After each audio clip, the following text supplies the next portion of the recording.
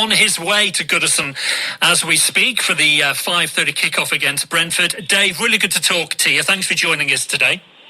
As always, Paul, thanks for having us on. And what a week it's been for Evertonians, Dave. I think it's fair to say it's surpassed all expectations, hasn't it? Oh, yeah. I mean, even starting from Forest on the Sunday, it wasn't pretty. It wasn't the best game in the world, but we got the job done, and that's what was needed more than anything. And I think, going into Wednesday, just give us that little bit more optimism and that little bit more confidence to go into it. A clean sheet, a win, and scoring goals, which was the main thing for Everton, which is what we've severely lacked so much. And there's been so little to celebrate, of course, for Everton this season, but absolute euphoria at Goodison Park on Wednesday night, the likes of which we just haven't seen for some time. I know, and it just makes a change, and it's what a difference a week makes with the fans. I mean, there was a period last week where we were calling for Dyche's head for the poor performances and the lack of goals, the lack of results, and I think we just had to look at it and go, it's been a poor season. We've lost points through the points deduction. We've just got to get on with it, and I think even now. I mean, I probably would. I was one who was saying he's got to go just based on the fact that we hadn't won games in 15. But the points deduction, you've got to look at it with a clear head and go, well, he's got to be given another throw at it next season. And I think, the question for many people as well is when you look back to that 6-0 defeat against Chelsea, it was a performance without any passion, intent and fight from Everton. Can you explain to me how that side can turn things around from that 6-0 defeat to put in that performance against Liverpool midweek, back-to-back wins, and they showed all those characteristics that have been missing all season? Some people will say it's Sean Dyche's tracksuit, of course, but I know it's more than that. How has he been able to turn things around in the space of literally 2 weeks? I think that the results over the last few weeks just literally epitomise Everton as a whole. We got a snotting against Chelsea, but then we come back, and that's the rocket we've probably needed. Either we've needed to go and beat a side convincingly, or we've needed to be humbled to realise, your Premier League survival isn't just going to hang on everyone else. You're going to have to pull your tripe and do it. And I think, okay, we've had 2 great results there, and that takes us on to today to Brentford, where safety could be just completely secured and survival's done. But I think it needed that game against Chelsea to really convince ourselves that we are in the relegation battle. We were literally relying on losing games, but then everyone else around us losing, getting poor results as well. Luton, Forest, and then Sheffield United and Burnley were also sticking down there. So we've needed that kick to get us going.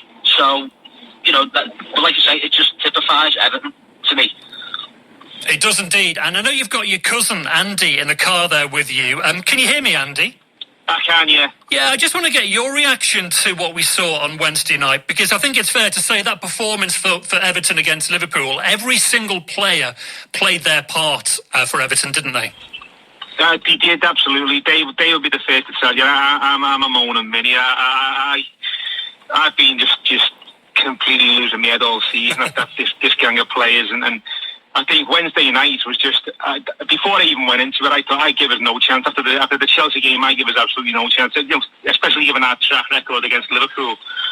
But that performance there, I think a lot of people have said it felt very much like when Joe Royle first took over at Everton, that derby there, the Duncan Ferguson one, where he sort of established himself on the scene, and it felt very much like that. It was a different atmosphere. The crowd were up to it. The players were well up for it. I think there'd been talk about midweek. Dyche had gone into the changing room and he'd had a few words with the players saying, I'm doing my bit. If you're not coming with me, that's on you. But I'm not going nowhere. So I think there was a massive atmosphere change. And you could tell, you could see it straight away. And it was a joy to watch. For the first time in a long time, I think it was a joy to watch. And some people have been giving the Evertonians a bit of stick for the way we've reacted to it and sort of, but those nights don't come around so often for Evertonians, so it was just a joy. Absolutely. And, it's difficult, Andy, isn't it, to pick out some of the better players from Wednesday night because, as I say, everybody put in a shift. But Jordan Pickford, of course, was faultless. Jared Branthwaite, another incredible performance from him as well. And also Idrissa Gana Gueye. He worked really hard at the heart of midfield, didn't he? Yeah, Gana, you know what you're going to get with him. You know what I mean? He's been a great servant for Everton. He's a great player, you know what I mean? Sometimes you can always say, sometimes he gives the ball away a bit too cheaply and stuff like that. But he doesn't score. He scored, what was it? Two goals and out of 100 shots outside the box or what have you. But I think, Gana, you know what you're going to get. I think it's scary to think now in terms of what you're saying is right there in terms of Branthwaite and Pickford and stuff like that. And it's scary going into next season now, thinking, what are we going to have left? Because with all the financial struggles we've got, the reality is we might not have these players next season. I hope we have, and I think everyone hopes we have. But it's like, what are we going into next season? And we didn't have these players and these big players. It's scary to think. So, It is. Yeah, it is a good point you make, Andy. And, we talk about Jared Branthwaite and Dave. It's highly likely, isn't it, that Branthwaite may be leaving Goodison this summer. But when you look at his partnership with James Tarkowski this season, that's been a key part in Everton registering 11 clean sheets this season. And, defensively, Everton have been very solid, haven't they, this campaign? Yeah, definitely. And I think that's what worries Evertonians because, the last time we were really, defensively solid like that was times when we had Jagielka and Distan, when we had Lescott, we lost Julian Lescott, we had John Stones, we lost John Stones. So Evertonians have been in this scenario before. I mean, I was reading there's it was just a random tweet where he was saying like Everton will be looking at getting around 60 to 70 million pounds for Jared Branthwaite or face a points deduction because of financial fair play. If it meant that, and we were losing Branthwaite that cheaply, I'd sooner take the points deduction. Yep. And then work around that, because like you say, 11 clean sheets between him, Tarkowski, and Pickford. A win or not, that's at least a point on the board during that period. Yeah, absolutely. And, Andy, if I come to you as well, we should also mention as well, as good as these performances were, certainly against Liverpool on Wednesday night, it doesn't disguise the fact, does it, that there are still concerns about Everton's performance on the pitch moving forward. And as you say, it's those players that Everton will lose in the summer that will be a concern. But in terms of Premier League safety now for Everton, do you have any concerns, or do you think that Sean Dyche now has done enough to ensure that Everton will be safe this season? I think now we have just done enough. I think that results are, the last couple of sort of good, bad in the Chelsea game, the last couple of results, the Forest game, the Liverpool game, and I think coupled with a couple of results, obviously Luton are getting beaten now at the minute against Wolves, or they were when it came out the house anyway, 2-0 down against Wolves. So I think we are just about safe there now. I think we give ourselves a little bit of breathing space, and we're not going to be going into the last game. I don't think this time. I think we'll have a couple of games to spare. I think definitely now with the likes of the next couple of games, obviously Brentford today, and we've got Luton and then Sheffield United. I think they're winnable games that we should be taking at least 4 to 6 points from them next two games as well. So I think we're safe, but by the same token, that record span and run of where we went without a win, that again, as they say, it typifies Everton. That shouldn't be happening. It was like we were waiting for kind of like the Premier League to say, come on, give some points back, and we shouldn't have been waiting for that. We should have been doing it ourselves. We shouldn't have been wallowing a bit. And I don't buy into all this kind of that the points deductions will be playing on the players' minds. You're a professional person. You get paid a lot of money. Your job is to go out on the pitch and win football matches, and they just weren't doing enough as far as I'm concerned. So I think, yeah, you've done enough, but I think it was worrying the style and the way we've gone about, or certainly the way the players have gone about it. You can kind of, if you like, moan at Sean Dyche's style all you want, but you know what you get with Sean Dyche. He's that type of manager. He's that type of sort of leader.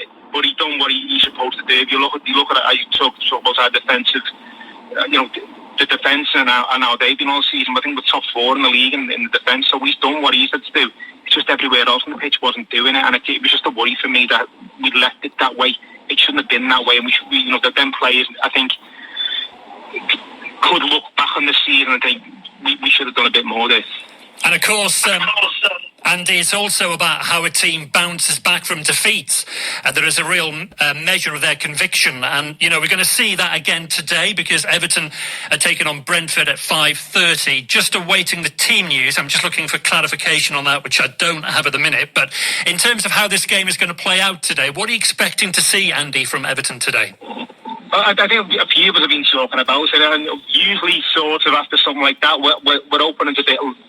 Hopefully it's not like after the Lord Mayor's show and it's like, oh, here we go again kind of thing. We're hoping, that positivity is going to carry through today. And, and at least the next, barring Arsenal at the end of the season, which they probably might still have a league to play for, we can carry this run on and say, well, 12 out of 12 the next few games, the Liverpool game, this game and the next two games. And, then when you look at the points total with the 8 points that took off us, when you look back at it, it's not a bad season. It's a good season, you know what I mean? So hopefully, I'd say it's not after the Lord Mayor's show. We go on today with the same attitude we were Wednesday. There'll be a few tired legs there and stuff like that. And, the crowd's probably not going to be as up for it as it was in the derby. But hopefully, it's a bit of the same as we had on Monday night. On Wednesday night, sorry.